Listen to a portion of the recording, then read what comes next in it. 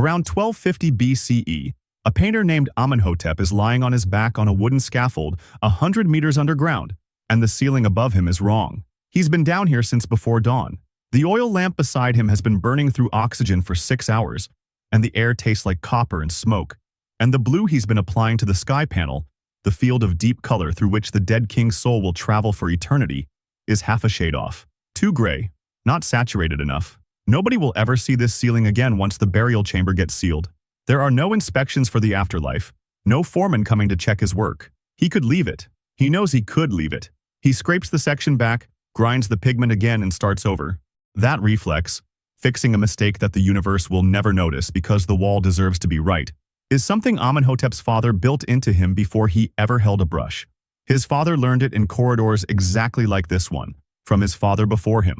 4 generations of painters working for the same institution, in the same valley, on the same terms. A job for life, a house, a promise the state had been keeping without interruption for over 150 years.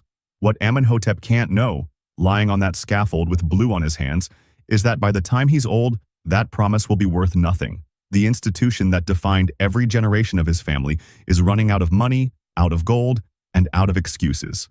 And the men who built Egypt's eternal monuments will do something that no workforce anywhere in the recorded world had ever done before.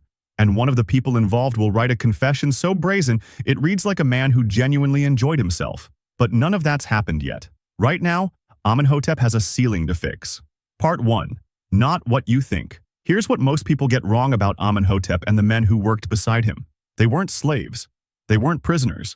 They weren't executed afterward to keep the pharaoh's burial location secret.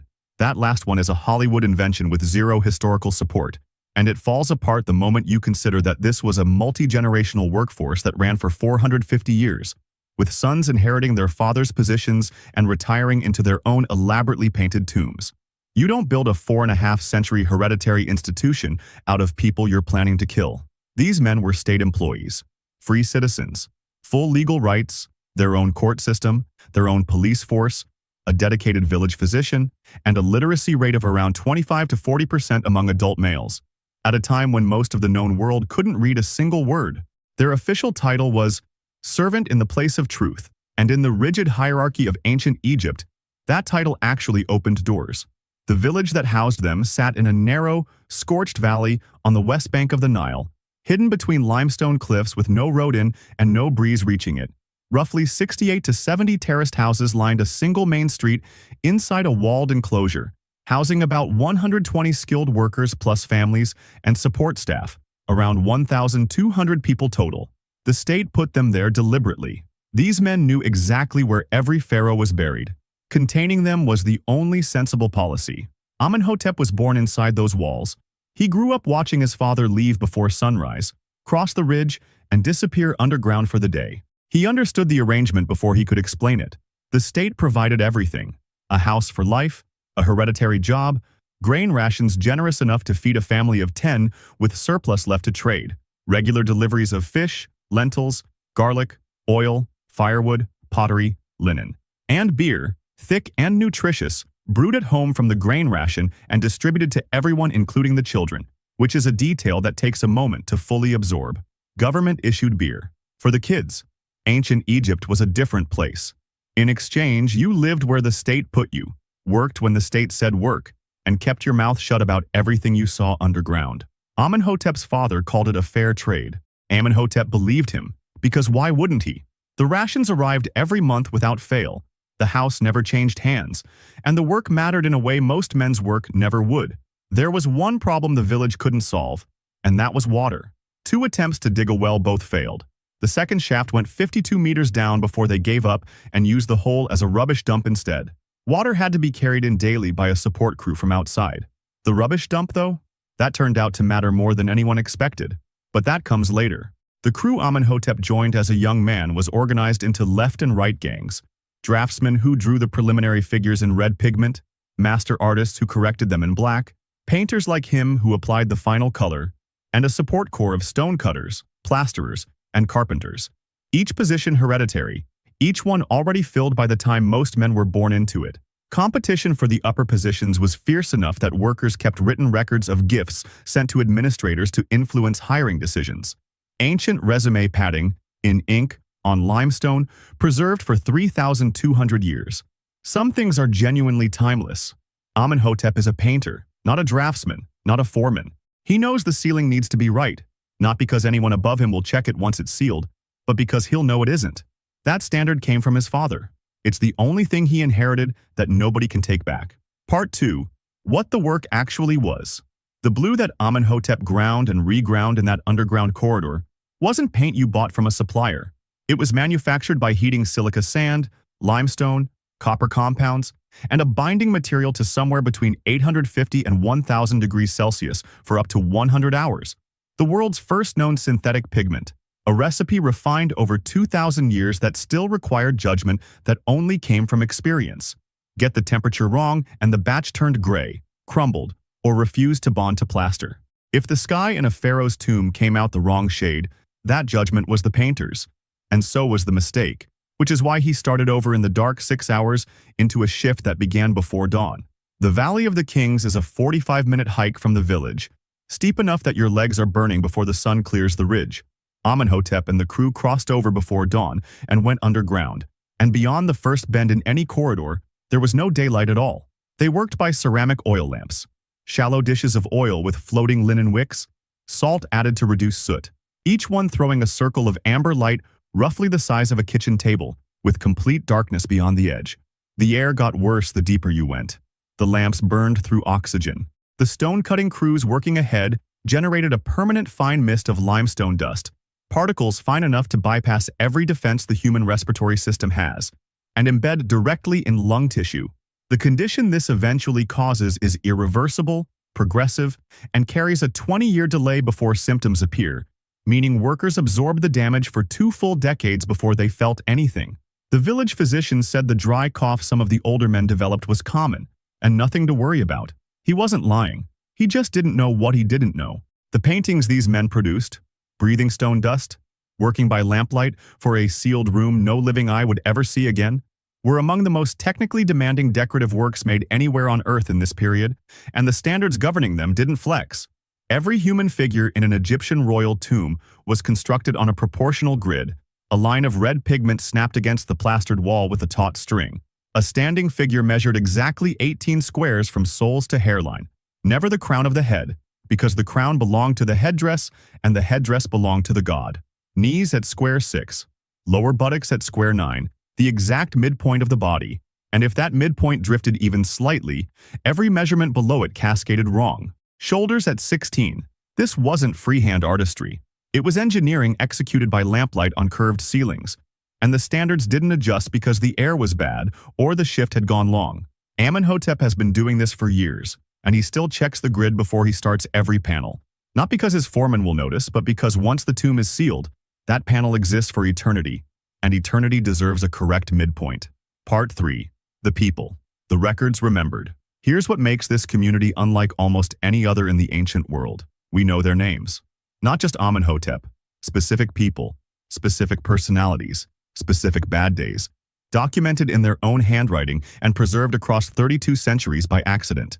Take the village scribe who served during Amenhotep's era. He had spent years amassing a personal library of over 200 papyri, literary texts, medical documents, magical spells, and an extensive dream interpretation manual listing around 108 dream scenarios, with verdicts in black ink for good outcomes and red for bad. Sample entry. Seeing yourself dead. Good. It means a long life. Another. Your bed catching fire. Bad. Driving away your wife. The man was clearly not running low on opinions about how the universe worked. He was eventually accused of corruption by a colleague whose formal written complaint survives today, and it contains what might be the most recognizable sentence in this entire archive. When there is beer, you do not look for me, but when there is work, you do. 3,200 years old, and it reads exactly like a message sent to a coworker who keeps vanishing before the hard part starts. After the scribe died, his widow, considerably younger than him, remarried, had 8 children with her second husband, and in her old age appeared before the village court to dictate her will. In it, she disinherited 4 of her 8 children for neglecting her in old age while leaving her estate to the 4 who had actually shown up. The document survives. It's one of the oldest wills ever found, and it reads, across 32 centuries, as the work of a woman who had been paying attention her entire life and was not going to let that go unremarked at the end of it. She wasn't unusual. The village left behind over 10,000 inscribed limestone flakes and pottery sherds, the largest collection of everyday written records surviving from the ancient world. Work logs, court decisions, love poems, medical prescriptions, shopping lists, and what researchers politely describe as obscene sketches, recovered from the rubbish dumps and those two failed well shafts that turned out to be worth more than any water would have been.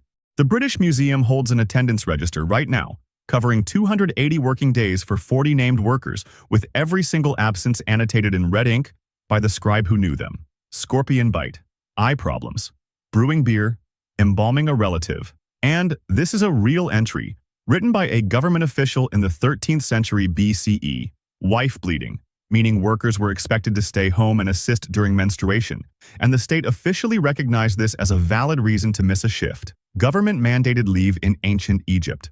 The record just sits there in the British Museum, quietly making the point. Amenhotep is in that register somewhere, his name in someone's careful handwriting, his absences noted in red ink with whatever reason he gave, scorpion bite, eye problems, or maybe just the truth. What the register doesn't record is the shift where he scraped back a blue panel and started over in the dark, because that wasn't an absence. That was just the job done the way the job deserved to be done. Part 4. The 18 days. By the time Amenhotep is well into his working life, something has been quietly going wrong with the state that employs him. Egypt's foreign territories, the ones that had been sending tribute for generations, are gone. The gold supply from the south is exhausted. The king won a massive naval battle against invading forces from the north, one of the most significant military victories in Egyptian history, and winning it gutted what remained of the treasury. Harvests across the region have been failing for reasons nobody here can identify or explain. The institution hasn't collapsed yet, but it's been bleeding for years, and the grain rations are the first place a man like Amenhotep is going to feel it. Year 29 of the current king's reign, around 1157 BCE, and the rations haven't arrived. Not cancelled, not officially withheld, just late, with administrative messages that amount to, "We're working on it." The monthly payment that has arrived on the 28th of every month for the entire existence of this village, for 150 years across multiple dynasties, simply doesn't show up. 5 days pass, then 10. And the village has no road out, no supplementary food source beyond what individual families have managed to set aside. And by day 10, those reserves are thinning, and the official update is still being resolved. 14 days, then 18, and still nothing. On the 18th day without pay, the workers put their tools down and walk out of the tombs. Not just off the job, they breach 5 separate guard checkpoints of the royal burial ground, the most secure perimeter in Egypt, the boundary they've spent their entire careers protecting, and stage a sit-in behind the mortuary temple of a king who has been dead for 100 years. Officials rush out, shout, swear oaths by the living pharaoh's name, and promise the situation is being actively resolved. The workers don't move. 2 days later, the crew marches to the mortuary complex of the greatest king in living memory, forces its way through the entrance, and delivers a formal statement. A government scribe records it word for word, and that document survives today in a museum in Turin. It is the oldest recorded labor strike in human history. The statement reads, "The prospect of hunger and thirst has driven us to this. There is no clothing, there is no ointment, there is no fish, there are no vegetables. Send to Pharaoh, our good lord, about it, and send to the chief administrator, our superior, that we may be supplied with provisions." Officials send partial rations, half a sack of barley, which the workers reject as insufficient. The chief of police openly sides with the strikers, which is not what chiefs of police do during labor disputes, and the fact that this one does, it tells you everything about how far things have deteriorated. One worker puts into writing, in an official document to official authorities, that he will rob a royal tomb that night if the rations don't come through. The government scribe records this without apparent alarm. Eventually, the newly appointed chief administrator arrives in person. He doesn't explain the delay. He doesn't make promises. He just tells them the truest thing any Egyptian official ever said out loud. "There is nothing in the granaries, but I shall give you what I have found." There is nothing in the granaries. The rations eventually come through and the workers go back underground. But smaller strikes follow across the next several decades. Normalized, recurring, a symptom of a system that never fully recovers. The document written during those 18 days sits in a museum in Turin right now, recognized as the first documented labor strike in human history. Amenhotep goes back to the blue, He doesn't know what else to do. The ceiling still needs to be right. The institution around it is a different question. Part 5. When the builders started robbing. The tombs. Around 1126 BCE, the tomb robberies begin in earnest. And here's where it gets dark in a specific way. Not because of what outsiders did to these sacred spaces, but because of who was actually doing it. The men breaking into the royal tombs weren't foreign agents or criminal strangers.